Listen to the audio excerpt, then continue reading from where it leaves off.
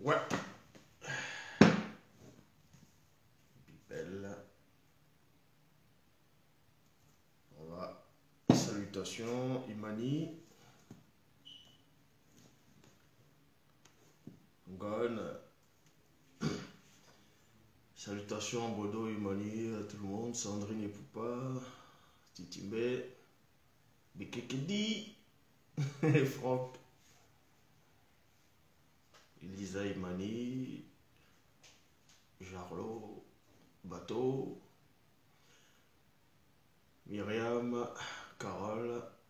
Moitou. Salutations.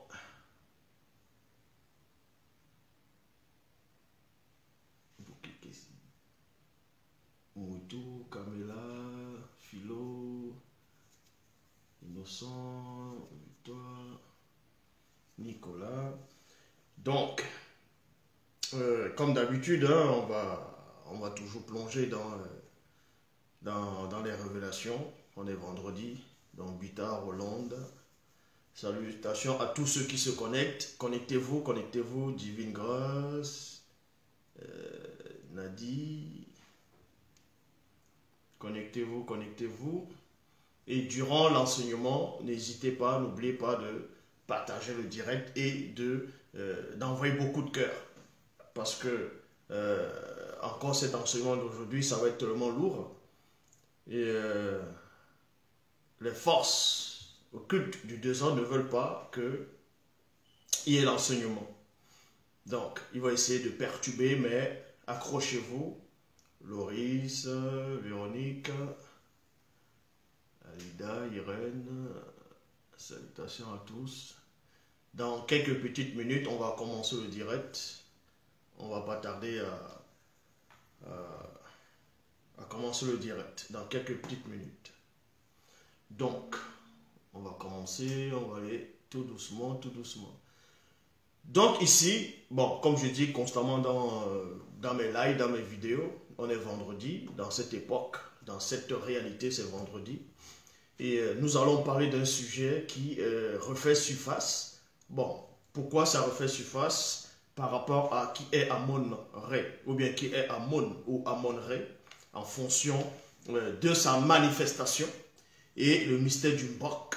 Donc, nous allons voir, on va entrer plus en profondeur par rapport à la mythologie égyptienne.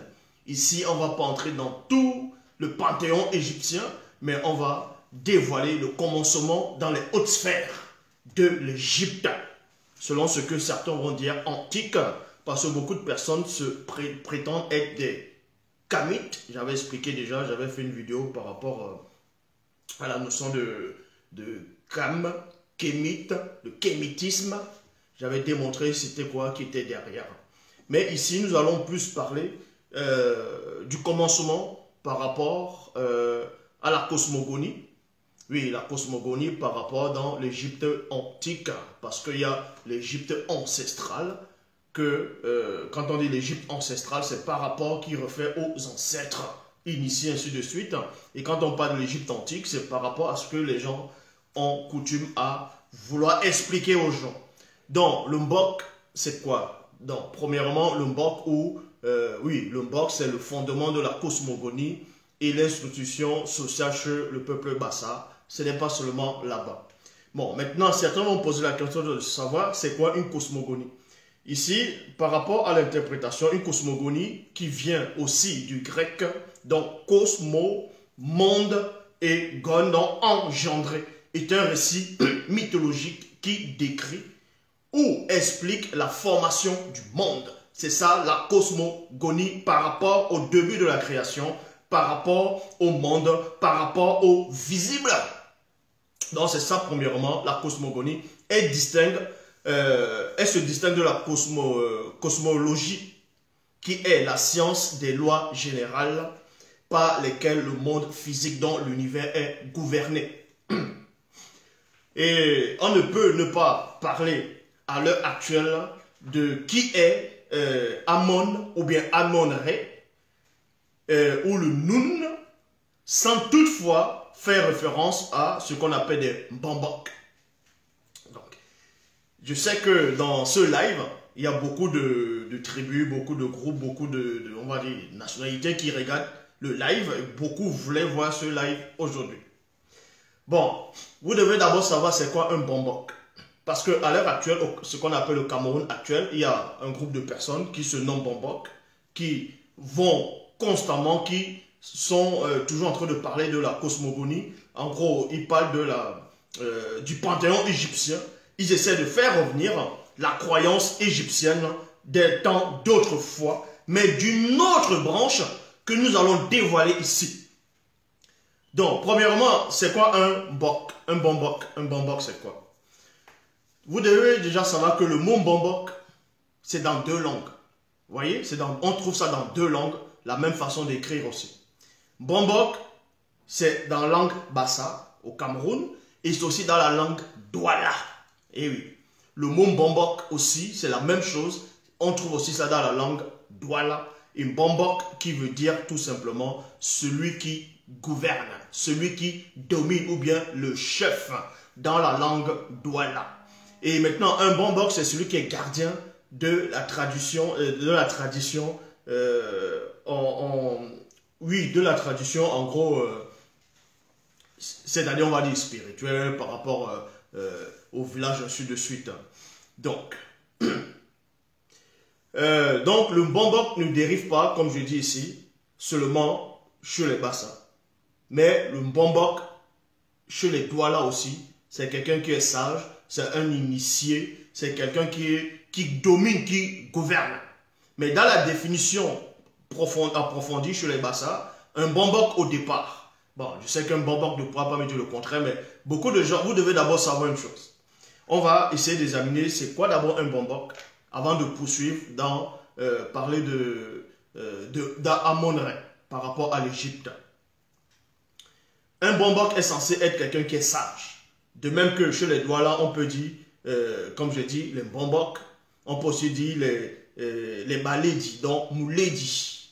Mouledi qui est aussi un sage, ainsi de suite. Et ne pas confondre avec Sangwa Djanea, qui est un chef traditionnel. Bon, le mot bombok d'abord chez les Bassa en premier, c'est d'abord au départ, c'était des chefs de tradition, dans les chefs du village. C'est eux qu'on appelle les bombok parce que quand tu es un chef du village, on t'initie, on t'intronise dans la connaissance, dans les savoirs, que ce soit mystique, dans les savoirs, en gros, que beaucoup de personnes ne peuvent pas, n'ont pas droit d'y pénétrer. Mais avec le temps, ça a changé. Maintenant, on ne va plus appeler, selon, à l'heure actuelle, on ne va plus appeler les chefs de village, chez les Bassa, les bombok. Maintenant, les bombok, c'est un groupe de personnes maintenant qui vont se prétendre être sages, les gardiens du savoir. C'est-à-dire ceux qui détiennent les clés, exactement comme les Douala, on parle les Maledi, donc Mouledi, ainsi de suite. Donc, premièrement. Et on vous dit ici que le mbok, maintenant il y a le mbok. Le mbok, c'est quoi?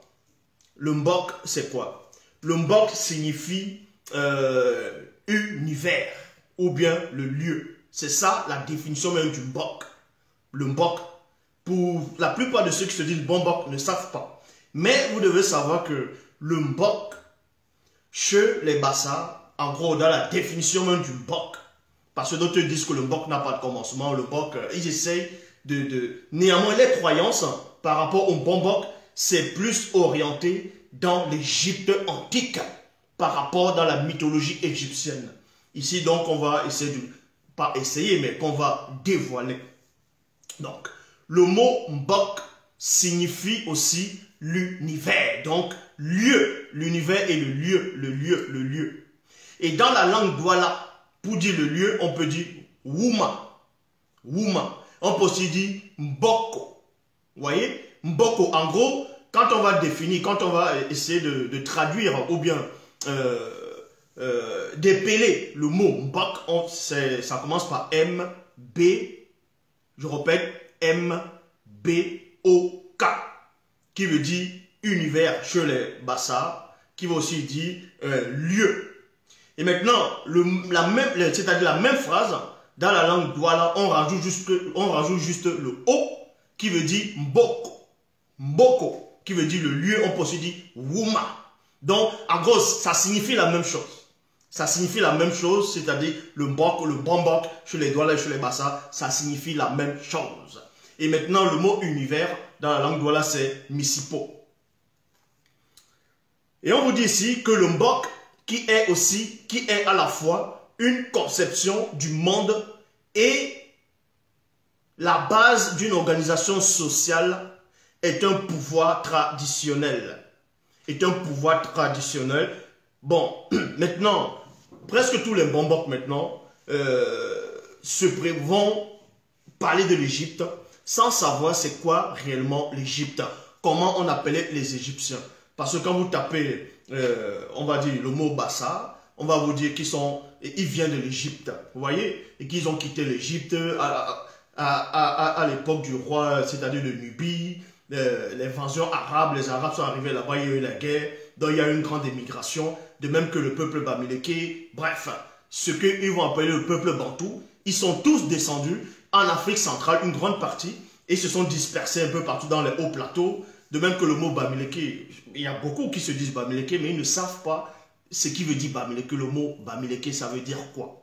Qui a fait en sorte que le mot Bamileke soit? Ça, c'est un autre sujet. Mais ici, vous devez savoir que ce qu'on appelle à l'heure actuelle, ce qu'on appelle les Bombok chez les Bassa, ils se réfèrent dans la tradition égypte pharaonique. Ils se réfèrent aux divinités égyptiennes dont ils vont parler d'Osiris, donc qui est Osiré. Et en disant que Osiris, c'était, en gros, d'autres disent, certains qui se disent Bombok, ils vont vous dire que Osiris, c'est le soleil, va représenter le soleil, que en gros, Dieu, que la manifestation de Dieu dans le visible, c'est le soleil, vous voyez. Alors, maintenant, il y a d'autres Bombok qui vont aller plus loin, peut-être jusqu'au début, au commencement. Et on va donc entrer dans ce commencement-là, et vous allez trouver des failles, vous allez trouver des erreurs, vous allez trouver des confusions et des contradictions. Bon, dans la mythologie égyptienne, avant la manifestation d'Osiris, donc Osiré, avant la manifestation, parce que d'autres vont dire c'est le siège, celui qui va siéger. Peu importe qui siège sur un banc, sur un tabouret, sur un trône, peu importe.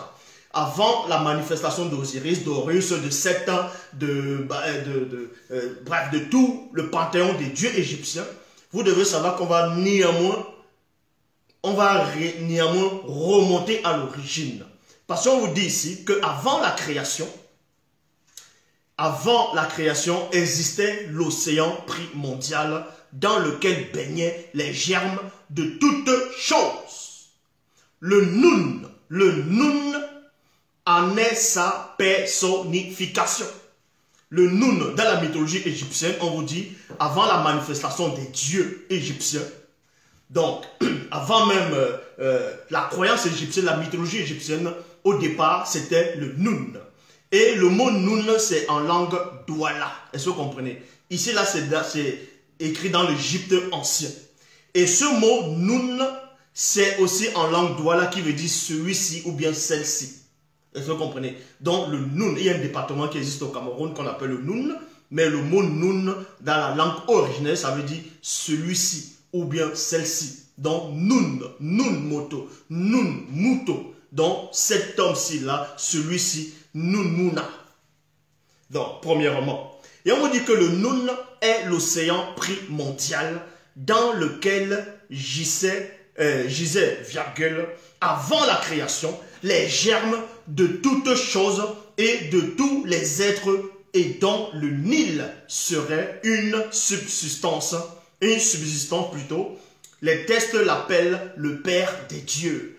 Les textes, égyptiens, appellent le Nun le père des dieux. Exactement comme dans la mythologie grecque, Zeus est le père des dieux. Et dans la mythologie nordique, Odin est le père des dieux.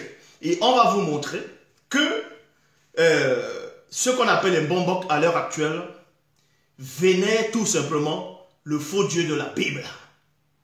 Le faux Dieu de la Bible, vous allez comprendre que c'est le même Dieu que les Égyptiens qui ont été corrompus à un moment donné ont commencé à vénérer sur la personne d'Amon ou bien Amon-Ré.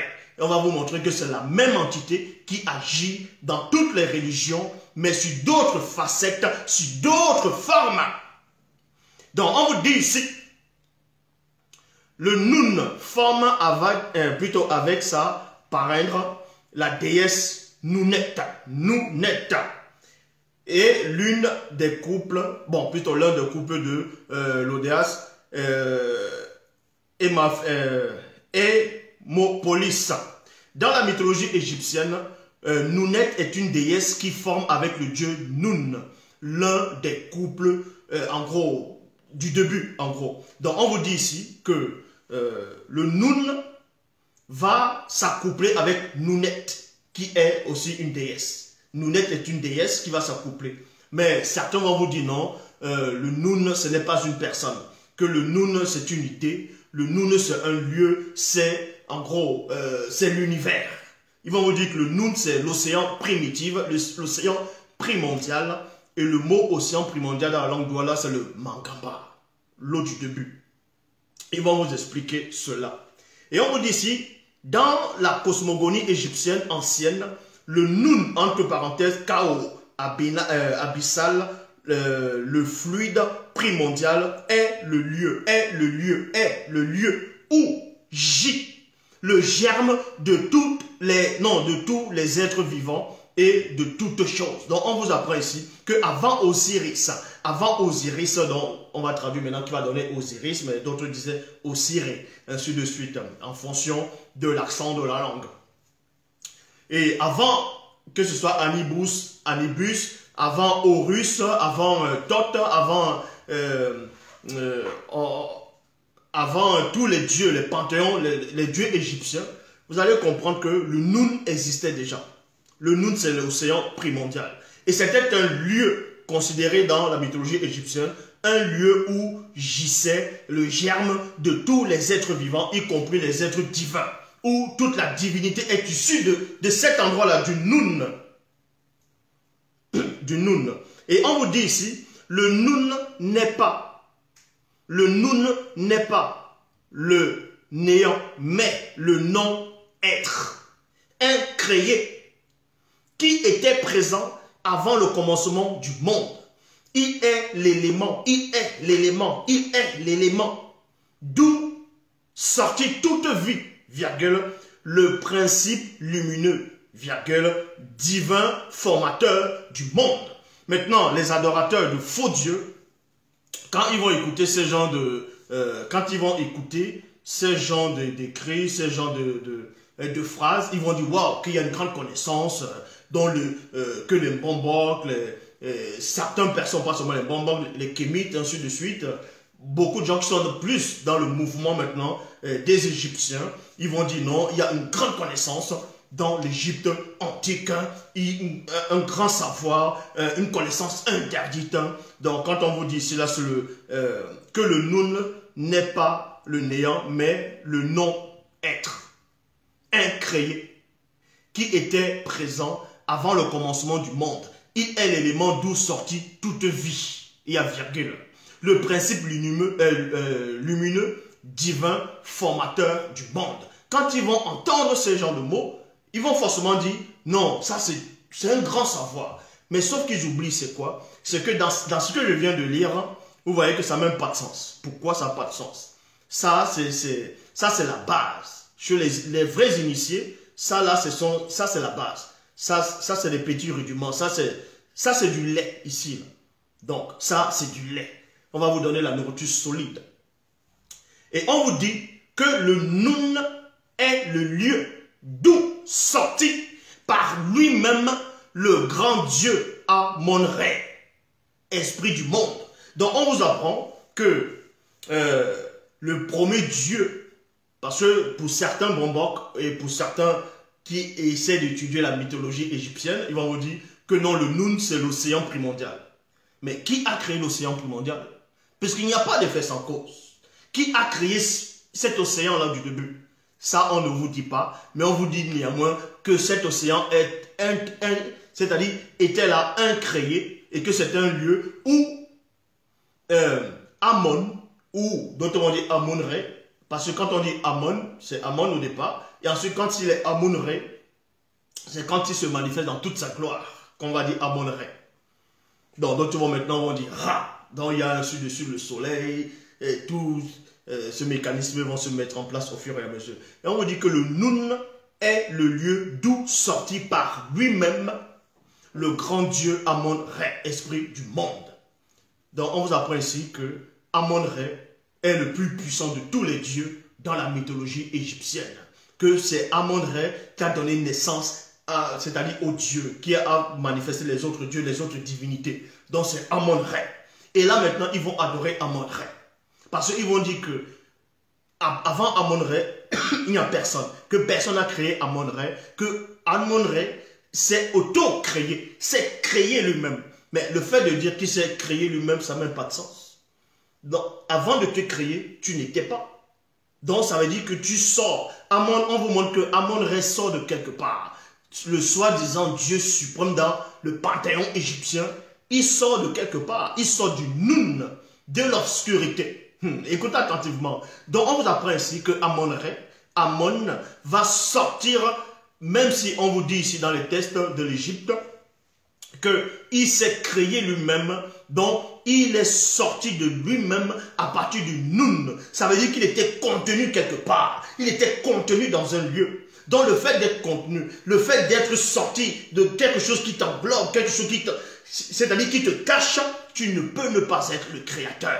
Et on va vous montrer que Amon-Ré est le Dieu de la Bible, dont Yahvé, Adonai, Elohim, Jéhovah l'Éternel, c'est la même personne, c'est la même entité, c'est une fausse divinité. Donc on vous dit ici, Amon est une des principales, c'est écrit, est l'une des principales divinités du panthéon égyptien, Dieu de Thébès. Son nom est Imen, Imen, donc Amen. C'est pour ça que dans la Bible, dans l'Ancien Testament, dans ce qu'on appelle l'Ancien Testament, on retrouve le mot Amen, Amen, Amen, Amen, Imen. C'est toujours la même entité.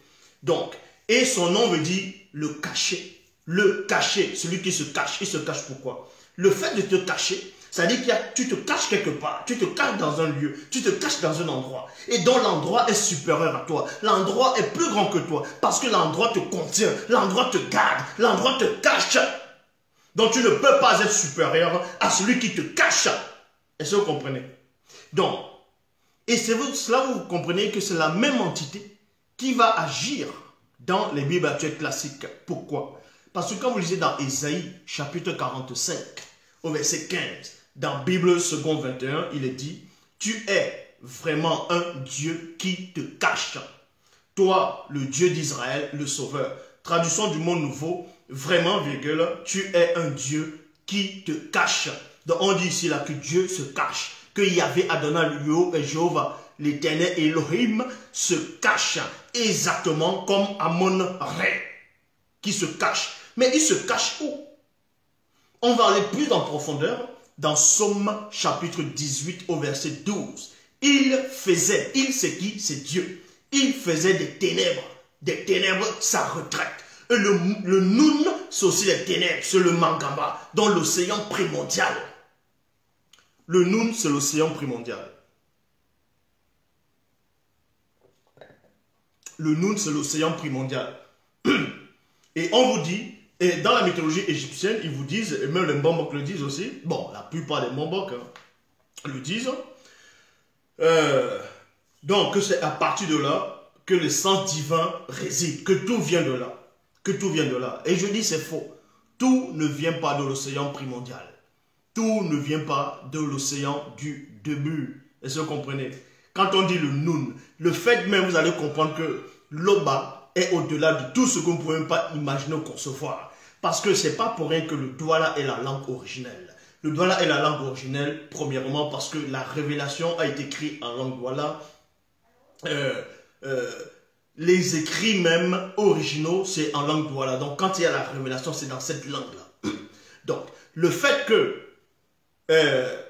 le Nun soit l'auteur de toutes choses dans la mythologie égyptienne n'est pas un hasard. Pourquoi? Parce que quand on dit Nun, c'est celui-ci. Donc, quand on dit celui-ci, ça veut dire que forcément, il y a une autre personne, il y a d'autres. Parce qu'on te nomme, on te classe, on te met dans un endroit. On dit le Nun, donc celui-ci. Dans son dit celui-ci, il y a celle-là, il y a moi, il y a toi, ainsi de suite. C'est pour ça que le Nun, dans la langue Douala, ça veut dire celui-ci ou bien celle-ci. Parce qu'il n'y avait pas qu'un seul océan primordial. Il n'y avait pas qu'un seul univers. Il existe des multivers. Et c'est ça qui a échappé à ces bambok-là. Parce que pour eux, ils s'arrêtent que sur l'univers. Et donc, c'est l'océan primordial. Et c'est à partir de là que toute vie a commencé. C'est faux. Puisque l'océan primordial, au départ, n'était pas au commencement. Donc, pour ça, je vais un peu lire un petit passage dans la Bible, dans Kalatambale, pour vous montrer. Dans la Bible, dans Origine, chapitre 1, à partir du verset 1, il est dit, Loba, par la manifestation de Pouli, donc Pouli, sa volonté, il déclara par Eyala son verbe, il créa au Bibotédi, donc il créa, il créa au Bibotédi, commencement de la réalité physique. Madiba Ibaidi, Madiba Ibaidi, Madiba Ibaidi, de l'eau primitive, donc que les Égyptiens, bon, corrompus, ceux qui pensent connaître avoir la science interdite, vont dire que c'est le Nun, donc qui est l'auteur de toute chose, de toute vie, même de ce qui fait allusion à la divinité. Or, on vous dit ici, dans Origine, chapitre 1, verset 1, que au commencement, Loba, par la manifestation de sa volonté, a créé, vous voyez, a créé Madiba Ibaidi. Donc, il a créé l'océan primordial. Il a créé l'océan primitif. Il a créé l'eau primitive au début. Or, dans toutes les versions des Bibles actuelles classiques, ce n'est pas écrit au début de la Genèse que Dieu a créé l'eau du début. Quand vous lisez le récit de la Genèse, c'est écrit que Dieu créait et il y avait déjà l'eau. Mais cette eau-là est sortie d'eau. Donc c'est là où ça échappe tout le monde. Ça, même chez Raël, ce qu'on appelle les Raéliens, tout ça là, c'est rigolo là. Ils vous disent que les Elohim, quand les scientifiques Elohim, quand ils ont quitté les planètes parce qu'ils ont fait des expériences là-bas, on les a chassés, on les a bannis de leur planète ou bien de leur réalité. Ils sont venus dans la dimension, cette dimension du système lunaire et du système solaire. Ils ont trouvé l'eau. Vous voyez, ils ont trouvé une planète bleue, c'était de l'eau au départ. Et c'est cette eau-là qu'on fait allusion dans la Genèse. Que l'eau, dans Genèse, c'est-à-dire l'eau du début. Mais on ne vous dit pas que Dieu a créé cette eau du début dont il s'est servi en faisant un cercle. Or ici, dans la Bible, c'est avec précision. Je répète, l'eau n'a pas la manifestation de Pouli, donc Pouli, sa volonté, il déclara par Eyala son verbe, il créa au Bibotédi, c'est-à-dire au commencement de la réalité visible, physique, Madiba Ibaidi, de l'eau primitive, en lui donnant la forme de myriades, d'innombrables formes de gondées, c'est-à-dire cercles, qui devint des multivers. Des multivers. Écoutez attentivement, qui devint des multivers. Il y a, virgule, ensuite, il les sépara en les éloignant les uns des autres par l'étendue. Pas des étendues, il y a point. Il créa aussi le globe terrestre. Il a créé le globe terrestre où? Dans l'univers. Dans l'univers, si que vous pouvez voir, que vous pouvez apercevoir, où on retrouve les galaxies, où on retrouve le soleil, où on retrouve la lune. C'est dans cet univers-là. Et c'est ça maintenant que même les scientifiques n'arrivent toujours pas à pénétrer. Parce que pour les scientifiques, au départ, il n'y avait rien inimaginable pour l'esprit humain, selon ce qu'ils écrivent dans les récits. Et à une fraction de seconde, à un milliardième de seconde, il y a eu des neutrons qui sont baladés, qu'on pouvait voir, et il y a eu une explosion. C'était ça le début, le commencement de l'univers, l'expansion de l'univers. Donc il y a eu le Big Bang, une explosion. Or, la logique veut qu'il n'y ait pas d'effet sans cause. Donc s'il y a une explosion, il faut forcément aussi la théorie de la mèche. Parce que pour qu'il y ait l'explosion, il faut allumer une mèche, il faut des équations derrière. Pour que quand quelque chose explose, ça doit exploser intelligemment, bien calculé, bien disposé en ordre. Donc le hasard n'existe pas. Et les scientifiques, on enlève les étoiles, on enlève l'océan, les océans d'étoiles, on enlève la lune, le soleil, la terre, tout ce qui est dans l'univers. Et c'est le noir total. Ce noir-là, les scientifiques disent que ça a toujours été là, ça n'a pas eu de commencement. Or, Loba, par la manifestation de sa volonté, a créé ce grand vide noir, un test sidéral glacial. Il a manifesté cela. Et ce n'est pas le seul. Puisque quand vous sortez de ce trou noir-là, bon, on ne va pas dire trou noir, de ce vaste étendue noire, c'est toujours de l'eau sous une autre forme. Ça fait partie des mancambadons, de l'eau du début. Et quand vous sortez de là, puisque quand vous... Bon, jusqu'à présent, aucun n'est sorti de là, hein, personne ne sortira de là. Il n'y a que des initiés qui ont fait leur expérience spirituelle, qui ont réussi à sortir de là. Donc, quand vous sortez de là, vous sortez du premier univers connu à partir du visible. Vous voyez, c'est le premier univers connu à partir du visible. Quand vous sortez de là, vous tombez dans un autre univers. Au fur et à mesure, c'est ce qu'on appelle des multivers. Or, l'univers que dans les Mbamba connaissent, c'est l'univers connu que tout le monde voit où il y a le soleil. Parce que pour eux, si on enlève le soleil, tout ce qui est noir là, ils appellent ça le Noun. Donc, il n'y a plus rien après. Or, Bible, la seule Bible authentique, révèle qu'il y a plusieurs univers. Il y a plusieurs. Mais ici, et on vous dit que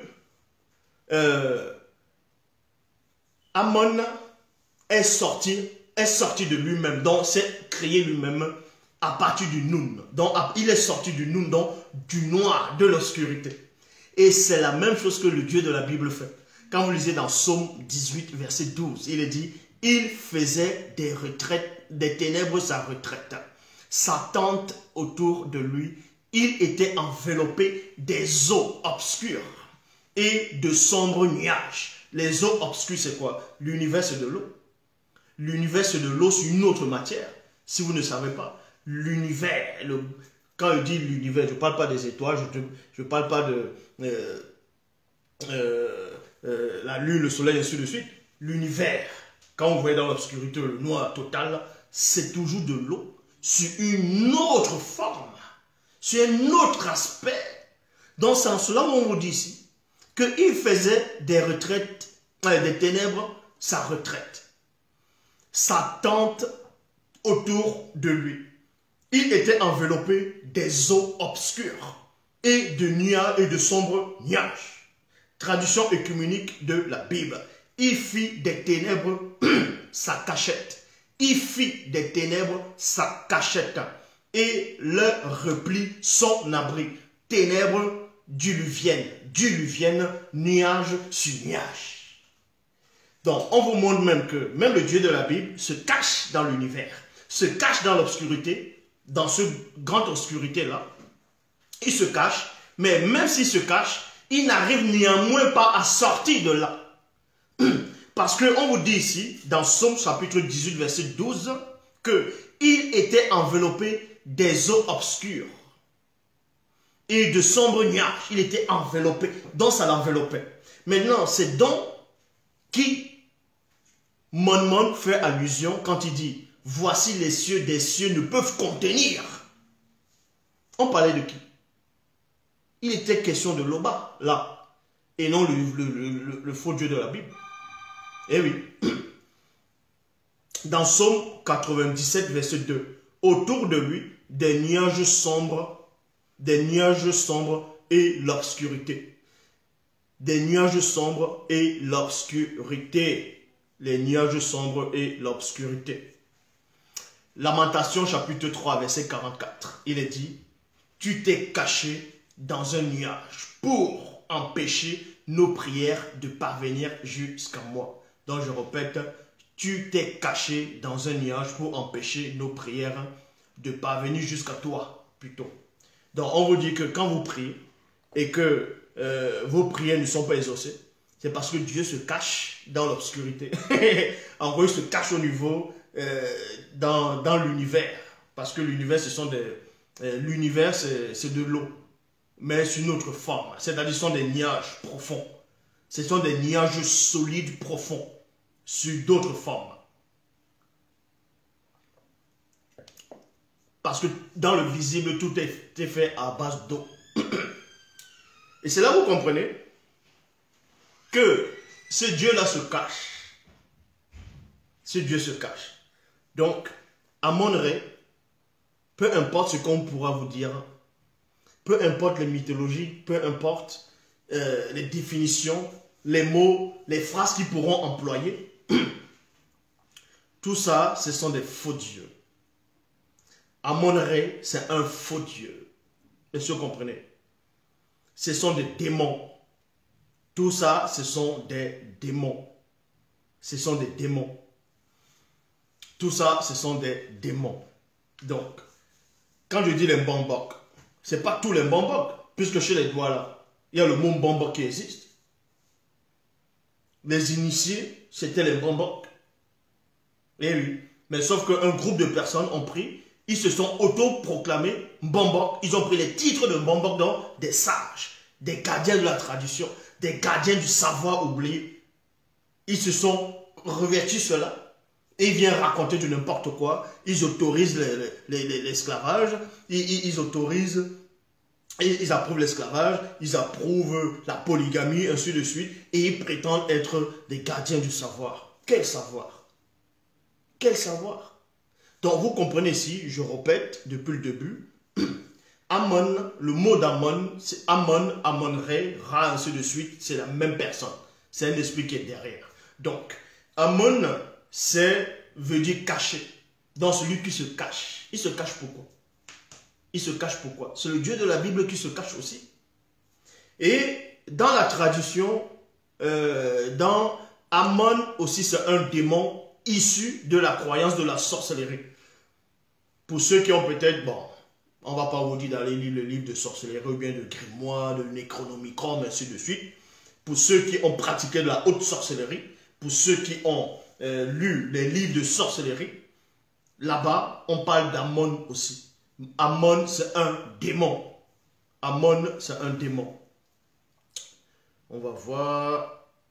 Amon, c'est un démon. Je vais regarder si...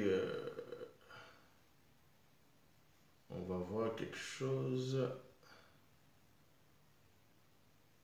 Non. Bon. Amon, c'est un démon pour ceux qui pratiquent la sorcellerie. Quand vous allez taper Amon par rapport à la sorcellerie, on va vous donner une... C'est un animal en gros, c'est une bête. C'est une bête, c'est un hybride. C'est un hybride. Donc, dans la sorcellerie, science occulte, de l'invocation d'entités démoniaques, il tire vraisemblablement son origine du dieu de l'Égypte antique, Amon, Amon, Amon. Donc, le dieu que les Mbambok vont vénérer maintenant, c'est un démon. Est-ce que vous comprenez? C'est un démon qu'on veut vous faire accepter. Qu'on veut vous faire accepter. Toutes les divinités, toutes les religions sont fausses. Toute forme de croyance, de spiritualité est caduque. La seule connaissance, le seul Mbambok initié en chef consacré est en face de vous. Est-ce que vous comprenez? Donc, je répète, on repart depuis le début. Ne vous laissez pas impressionner par la philosophie, par des belles phrases, par des paroles. Peut-être vous allez, en fonction de votre compréhension, vous allez dire, waouh, il prononce des phrases, des mots, c'est trop intelligent, c'est trop intelligible, ainsi de suite. Donc forcément, il est dans le vrai. C'est faux. C'est faux. Tout explique, tout est expliqué en langue douala. Donc ne vous laissez pas tromper. Donc quand on parle d'Osiris, Osiris, c'est un démon. Est-ce que vous comprenez? Je répète, Osiris, c'est un démon. C'est un démon. Les vrais Égyptiens, je répète. Parce qu'il y a plein de gens qui racontent que... il y a même une des personnes qui essaie d'expliquer que à l'époque, quand les Bassa, un groupe de Bassa était en Égypte, c'était au temps de Moïse. Ils disent que les Bassa étaient en Égypte au temps de Moïse et que le petit frère de Moïse, mais c'est écrit où que Moïse avait un petit frère. C'est écrit où que Moïse avait un petit frère. Moïse n'a jamais eu de petit frère. Moïse avait un grand frère et une grande sœur. Oui, Aaron. Son vrai nom c'est Moïnen. Et Myriam, son vrai nom c'est Niembam. Et le vrai nom de Moïse c'est Boussi. Donc, ces rigolos vous disent que Moïse, les Bassa étaient en Égypte au temps de Moïse. Et que quand Moïse est allé pour délivrer le peuple d'Israël, quand Moïse est parti pour délivrer le peuple d'Israël, pour délivrer le peuple d'Israël. Le petit frère de Moïse a pris, a pris les bassins. Il est parti avec eux au niveau du Cameroun. Et maintenant, il y a d'autres bombes qui disent non, les bassins n'ont jamais été en Égypte. Bon, que les bassins ne viennent pas d'Égypte, ils viennent du littoral à Douala. Et qu'à un moment donné, ils sont partis en Égypte. Et il y a eu l'invasion arabe là-bas, là, il y a eu la guerre, ils sont revenus au niveau du Cameroun. Et qui sont les premiers occupants du littoral, ainsi de suite.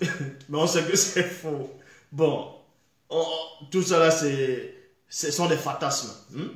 Bon, expliquez donc, puisque la plupart vous disent, des historiens, viennent vous raconter des mensonges en disant que les Douala sont venus du Congo, dont les descendants de Mbedi, qui veut dire la paix, sont venus du Congo, parce que Mbedi, c'est là où ils ont modifié, ils ont écrit Bonaberi. Normalement, c'est Bonabedi. Donc, que les descendants de Mbedi, les Douala, selon eux, sont venus au Cameroun, au niveau du littoral. C'est-à-dire au Vouri, vers le Vouri, et qu'à l'époque, on appelait déjà ça Oli. Oli. Donc, vous allez voir quelque chose qui ne tient pas. On vous dit que les Douala sont arrivés au Vouri, ils ont trouvé les Bassa et les Bakoko. Maintenant, quand vous allez voir les Bakoko vont vous dire que c'est eux les Bakoko qui étaient là avant et que les Bassa sont venus les trouver. Or, quand vous allez voir, pas tous les Bassa, pas tous les Bakoko. Maintenant, il y a quelque chose que quand ils viennent raconter ce genre de choses, ils ne voient même pas qu'eux-mêmes, ils ne sont pas logiques. En quoi ils ne sont pas logiques? Comment se fait-il que on dise que les Douala, ils ont une langue à eux? Ils viennent au Vouri, c'est-à-dire dans le littoral, ils trouvent d'autres peuples, beaucoup de peuples. Écoutez attentivement. Même les Bakoko, ceux qui vont regarder là, écoutez la révélation. Les Douala, ils vous disent que les Douala sont arrivés au littoral, ils ont trouvé les Bassa et les Bakoko. Maintenant, demandez, si vous connaissez un Bakoko, demandez à un Bakoko, qu'est-ce qui veut dire Bakoko? Qui lui a donné le nom Bakoko? Qui a donné le nom à cette tribu Bakoko à Bakoko? Vu que Bakoko c'est en Douala, en gros, c'est Batoba Mikoko. Comment se fait-il que les Douala viennent, ils trouvent des gens, un peuple, ils vous nomment et vous portez ce nom. Et des générations après, vous avez des chefs traditionnels du premier, deuxième, troisième degré qui portent toujours des noms Douala. Presque toute la ville porte le nom Douala. Donc, je lance le défi ici à tous ceux qui pensent être des bombocs, à tous ceux qui pensent être des historiens, qui disent que non, les Douala sont arrivés au Cameroun, ils ont trouvé les Bassa, ils ont trouvé les Bakoko sur place. Posez-les la question, dites-moi alors, quand les Douala sont arrivés, ils ont vu les Bakoko et les Bassa, ils se sont parlé. Ils se sont parlé en quelle langue?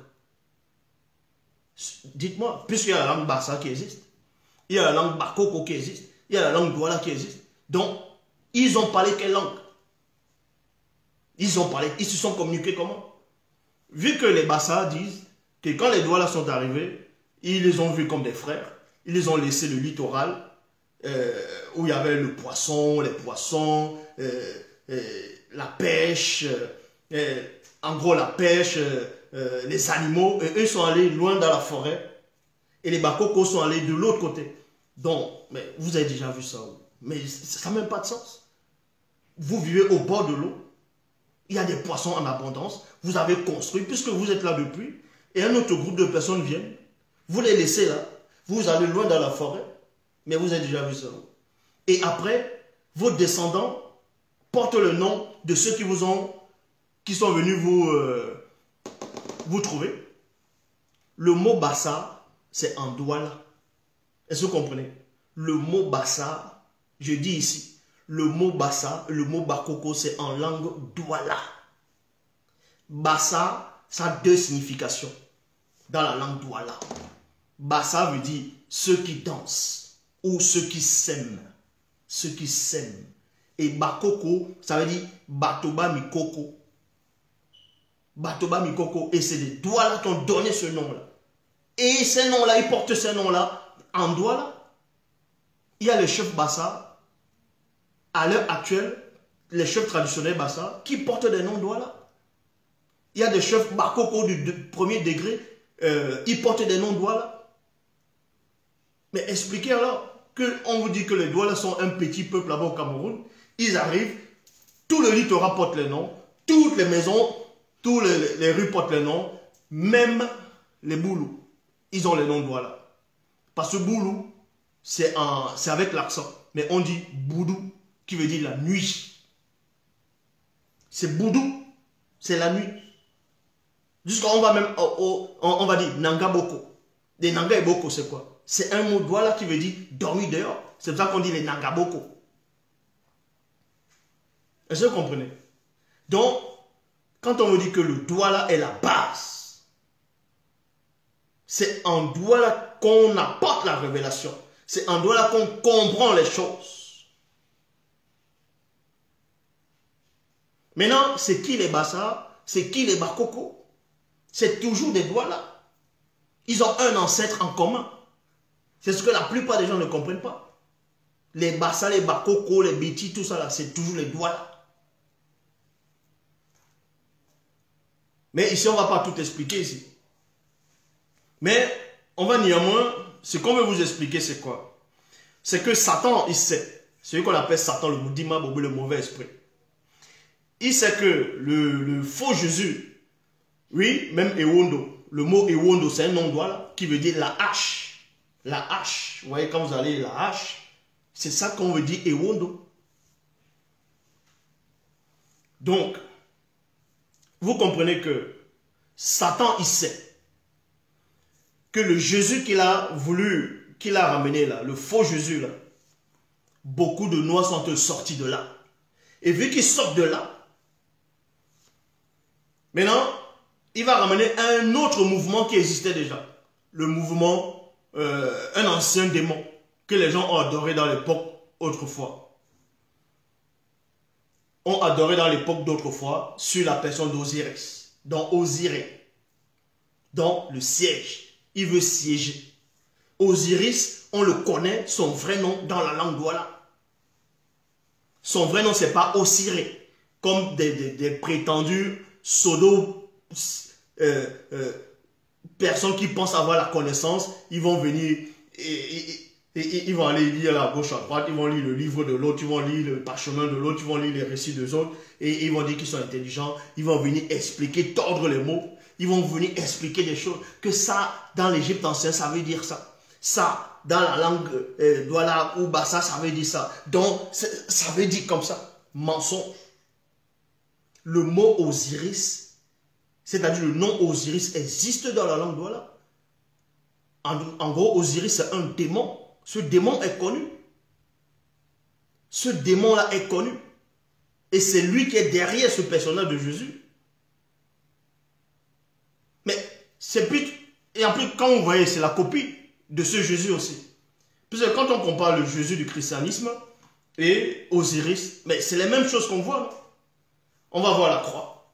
On va voir qu'il avait 12 disciples. On va voir qu'il a changé l'eau en vin, ainsi de suite. C'est le même démon qui prend plusieurs facettes en fonction de l'époque. C'est ce démon-là. Donc Satan quitte le Jésus qu'on a maquillé. Il retombe encore sur la même entité. Et vous pensez que vous retournez dans le culte des ancêtres. Quel culte des ancêtres? Quel culte des ancêtres? Donc, arrêtez de divaguer.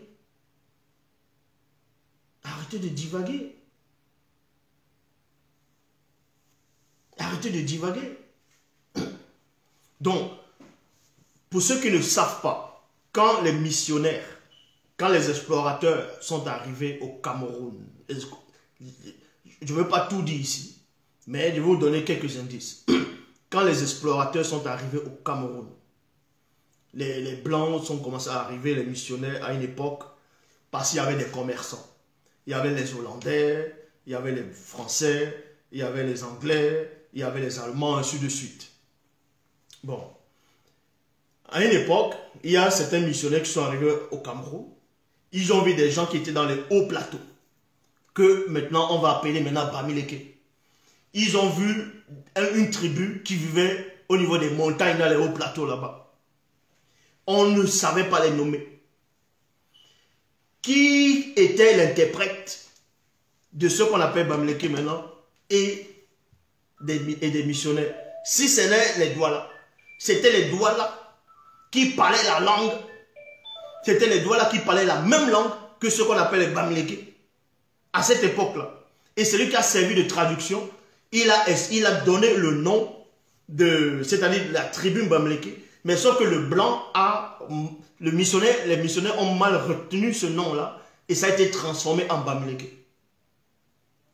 Réellement, le mot Bamileke ne veut rien dire. Je lance le défi à quiconque va me prouver le contraire. Le mot Bamileke ne veut rien dire. Exactement comme Kribi. Quand on dit la ville de Kribi à l'océan là-bas au Cameroun, Kribi ne veut rien dire. Puisque le mot Kribi, ce n'est pas son vrai nom. C'est une déformation en gros de la langue.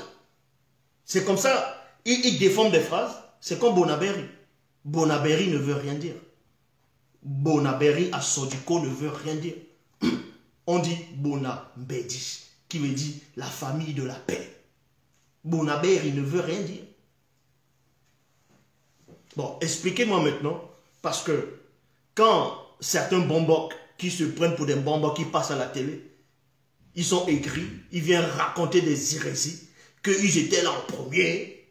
Mais je veux donc qu'on m'explique, si ils étaient là en premier, comment se fait-il que dans la ville de Koto qui est au Cameroun, on va dire c'est la zone Bassa, mais le nom Cameroun, le nom de la ville Koto, c'est un nom quoi? C'est pas un nom Bassa. C'est un nom Douala. Koto qui veut dire la barrière. Qui veut dire la barrière, la porte.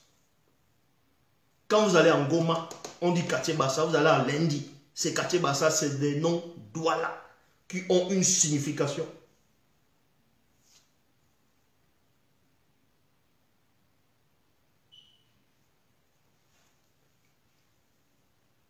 Donc, il y a des choses que je ne veux pas dire ici, que vous allez apprendre plus tard.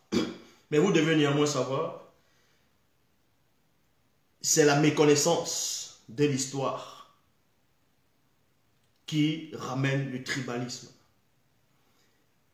Est un tribalisme, celui qui est tribal, c'est-à-dire celui qui pratique le tribalisme, c'est un malade mental. Est-ce que vous comprenez? Il a la maladie mentale. Il a la maladie mentale. Un tribaliste a la maladie mentale. Et il est ignorant parce qu'il ne sait pas.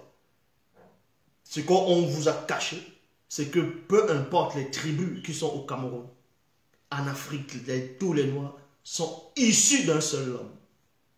C'est une seule tribu. C'est un seul homme qui a eu plusieurs enfants au départ. Et après, il y a eu maintenant ce qu'on appelle la manifestation des autres langues.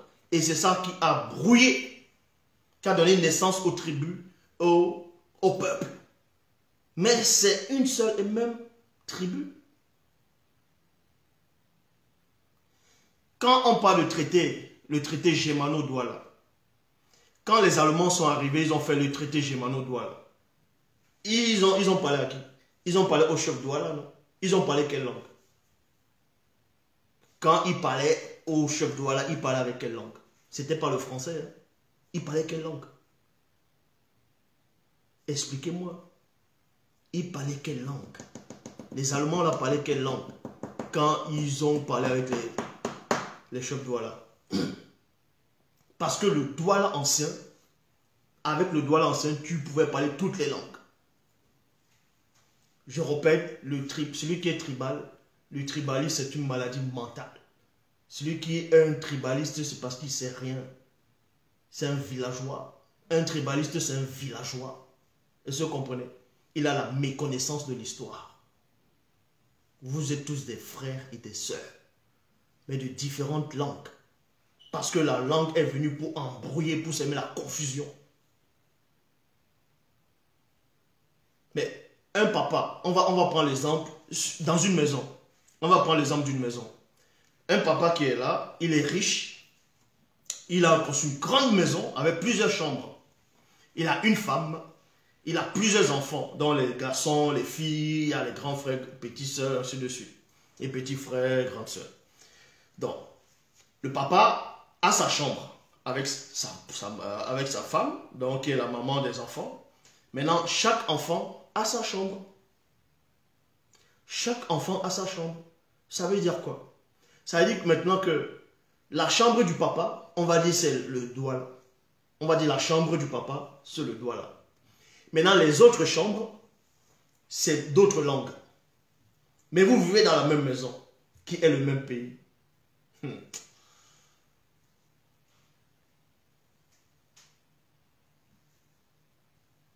Est-ce que l'autre enfant va quitter sa chambre, va aller dans la chambre de l'autre, en disant ta chambre n'est pas belle, j'aime pas ta chambre, elle n'est pas bien, il faut que ta chambre ressemble à tout près à ma chambre. Mais quand il y a un problème dans la maison, qui vient régler? Ce n'est pas le papa. Vous avez été conçu où? Ce n'est pas dans la chambre de papa. Ce n'est pas dans la chambre de papa que papa et maman sont accouplés et que c'est pas là que ça s'est passé. Donc, je répète, le tribalisme, le racisme, c'est des villageois. C'est des gens qui ont la méconnaissance de l'histoire, c'est tout. Exactement comme les religions, la spiritualité. Les gens vont venir vous parler d'Osiris. Osiris, c'est qui? Osiris, c'est un démon. On va vous parler d'Osiris, mais ça vous rapproche dans la spiritualité. Ça ne vous rapproche pas dans la spiritualité. Il y a des dogmes, il y a des religions, il y a des formes de spiritualité. Les gens vont juste venir parler. Ça ne vous rapproche pas de la sanctification. Ça ne vous rapproche nullement nulle part. Vous apprenez que Osiris avait une femme. Osiris, c'est son propre frère qui l'a tué. On l'a démembré. Donc, depuis quand ton propre frère te tue toi-même, et tu dis que tu es le Dieu suprême.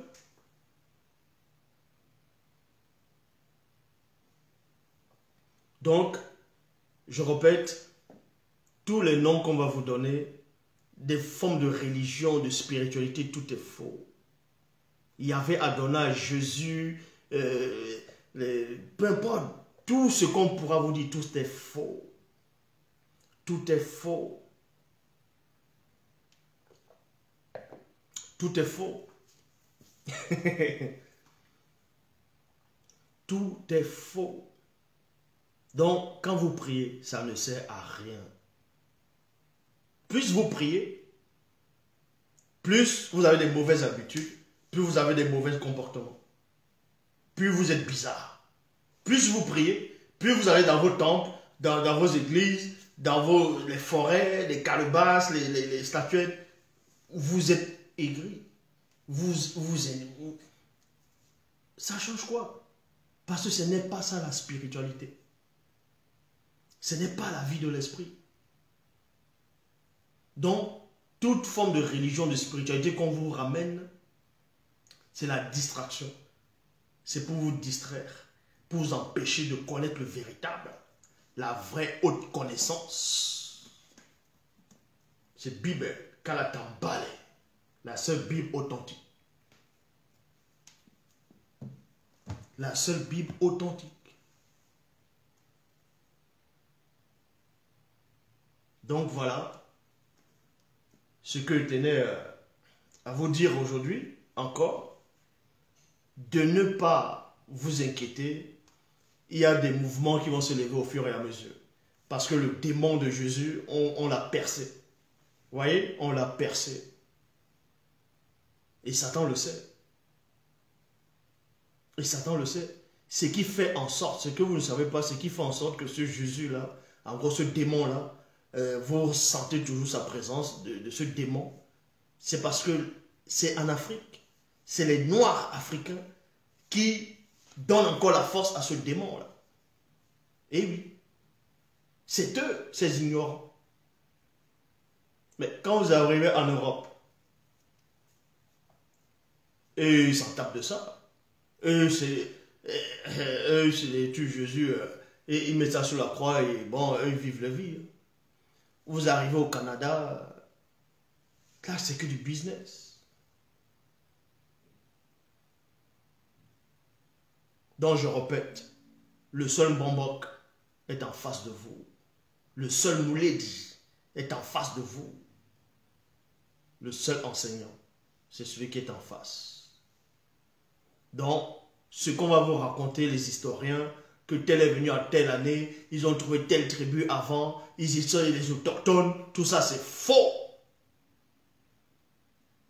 Tout ça c'est faux.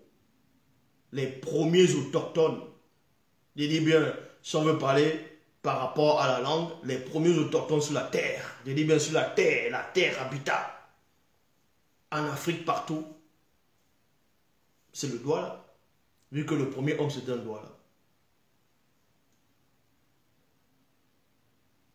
C'est tout. Que ça plaise aux gens ou pas, c'est comme ça et ça ne va pas changer. Ça ne changera pas. Les gens sont là, ils se battent encore pour des langues, pour des tribus. Ah non, moi je suis de telle tribu, toi tu n'es pas de cette tribu. Alors que le monde est en train d'avancer. Les gens manifestent la technologie. Ils font tout pour bien vivre. Les gens sont là, la guerre des clans. Les gens, vous n'avez pas honte. Dans une équipe nationale, que tu sois, je ne sais pas, Ewondo, Bamleke, Bassa, Douala, Biti, ou Toupouri, peu importe les noms que les gens vont donner. Quand vous avez une équipe nationale, et qu'il y a beaucoup de gens de plusieurs tribus là en train de jouer, quand votre équipe va à la coupe, mais vous tous, vous n'êtes pas unis, vous n'êtes pas en train de dire wow, que vous allez gagner. Quand votre équipe remporte, est-ce que vous allez dire non, c'est un Bassa qui a marqué, ça on s'en tape de ça? Ou c'est un Douala? Non, que c'est un... Non. Vous vous sentez unis. Vous fêtez tous ensemble. Là, le tribalisme disparaît. C'est ça la vérité. C'est ça la vérité. L'unification, c'est ça. Il y a des gens, ils sont là, ils apportent la haine, la haine, la haine. Ah, vous êtes de tel peuple, vous êtes des pauvres, vous êtes ceci. Mais quand vous voyez une femme passer selon votre goût, est-ce que c'est écrit sur cette femme-là qu'elle est de telle tribu? Vous regardez d'abord ces formes, vous êtes attirés, non? Pourquoi? Parce que vous êtes des frères, mais vous ne savez pas. C'est l'ignorance. Je répète, le tribalisme, c'est une maladie mentale. Celui qui est tribaliste, il est dépourvu de spiritualité. Mais rétablir la vérité ne veut pas dire que tu es tribal. Donc, pour ceux qui vont se connecter par rapport aux questions-réponses, vous pouvez vous connecter. Il y aura les questions-réponses. Mais avant de finir, c'est sûr pour vous dire, ne croyez pas à tout ce que les gens vous racontent. Les gens vont manifester les religions, les spiritualités, ils vont dire des choses. Ils ne vous ramèneront jamais à la sanctification. Le salut est personnel. Chacun, peu importe ce que tu es en train de faire, tu sais ce que tu fais et tu rendras compte. Peu importe, personne ne pourra et ne peut se justifier devant le Verbe. Parce qu'il y a des règles à suivre. D'abord.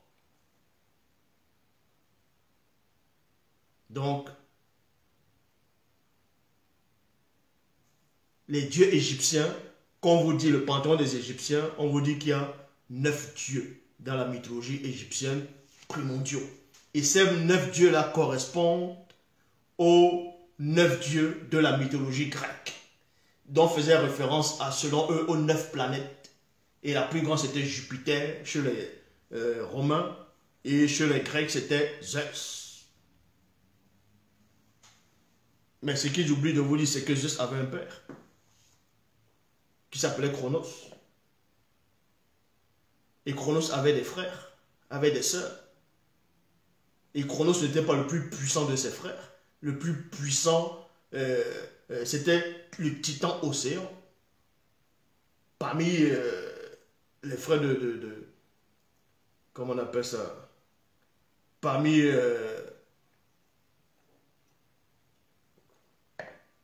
ceux de... parmi ceux de Chronos. C'est vrai que certains, quand vous allez écouter la musique traditionnelle, ça ne veut pas dire que porter les habits traditionnels, s'habiller par rapport à sa région, que vous êtes tribaliste. Non, c'est pas ça le tribalisme. Le tribalisme, c'est de rejeter l'autre. C'est de dire, toi là, vous êtes comme ça, vous ne servez à rien, vous êtes... Non. En insultant l'autre, vous insultez votre père. Parce que vous êtes issu d'une seule personne. Vous pensez qu'au début, il y avait 4 noirs. Vous pensez qu'il y avait plusieurs tribus au départ. C'était une seule personne qui a été manifestée. Et c'est à partir de lui que tout est venu. Donc, vous insultez l'autre parce qu'il parle l'autre langue, mais vous insultez votre ancêtre commun à tous. Arrêtez d'être tribal. Ça ne sert à rien. La diversité, c'est bon. Donc voilà, le bassin glorifié.